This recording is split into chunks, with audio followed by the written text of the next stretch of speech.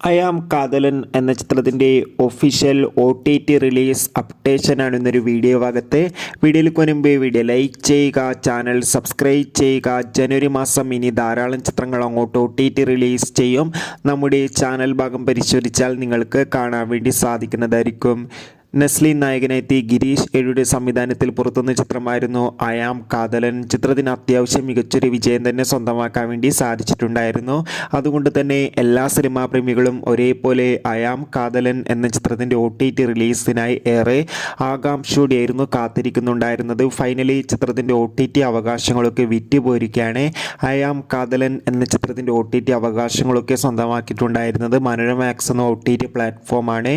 Finally ചിത്രം ഈ വരുന്ന ജനുവരി മാസം 17-ാം തീയതി മനോരമ മാക്സ് എന്ന OTT പ്ലാറ്റ്ഫോമിലൂടെ OTT റിലീസ് ചെയ്യുമെന്ന് കൺഫേം ആക്കിയിട്ടുണ്ട്.